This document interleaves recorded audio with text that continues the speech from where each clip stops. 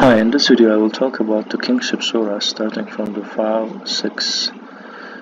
We adorned the Lord's universe with lamps and guarded its borders with projectiles against the demons. We prepared for them a retribution in hell. For those who believed in their Lord, the retribution of Jahannam. What a miserable destiny. When they get thrown therein, they hear it is fur as it fumes. So this is interesting that, first of all, it is referring something in the sky, and it is like telling that there is also some possibility of Jahannam. It almost explodes. So it is like a passing, skipping from one topic to another, and it increases some people's belief that there may be something beyond our world. When they get thrown therein, so it makes the text smooth. That they hear it is fur as it fumes. It almost explodes from rage. Whenever a group is thrown therein, your squires would ask them, "Did you not receive a warner?" They would answer, "Yes, indeed a warner did come to us, but we disbelieved and said God didn't reveal anything. We were totally astray." They also say, "If we heard or understood, we wouldn't be among the dwellers of hell." Thus they confess their sins.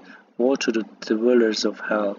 As for those who reverence their Lord, when alone in their privacy, they attain the forgiveness and a great recompense. Whether you keep your utterances secret or declare them, he is fully aware of the innermost thoughts. Should he know that what he created is the sublime Moscovianism? So this is interesting.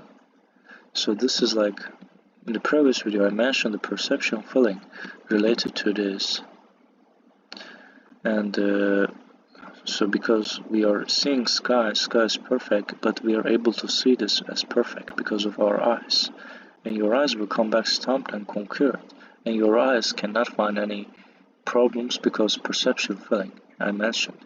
This is like this is like your eyes are feeling the information, missing information, and they make it perfect. So the interestingly we see that later that there are verses referring it.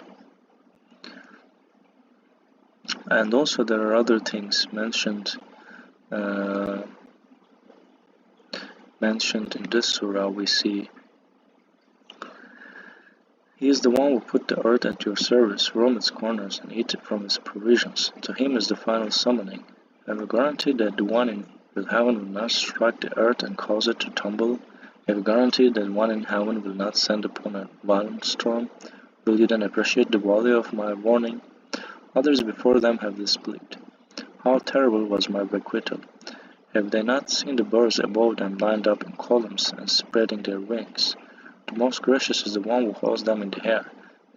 He is the seer of all things. Where are those soldiers who can help you against the most gracious? Indeed, the disbelievers are deceived. Who is there to provide for you if he withholds his provisions? Indeed, they have plunged deep into transgression and aversion. Is one who walks while slumped over on his face better guided, or one who walks straight on the right path? Say he is the one who initiated you and granted you the hearing, the eyes, and the brains. Rarely you are appreciative. So this is again hearing, the eyes, and the brains, and perceptual feeling, here biological, and the first verses I mentioned. So I can also open the perceptual feeling. So like perceptual feeling, you can see this information.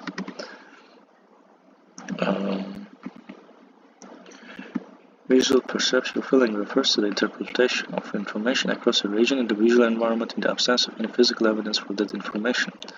So here we see that it is referring to eyes and the brain and hearing, and in the same surah, and it's like after starting with this sentence, "You do not see any imperfection in creation, but the most gracious, keep looking, do you see any flaw?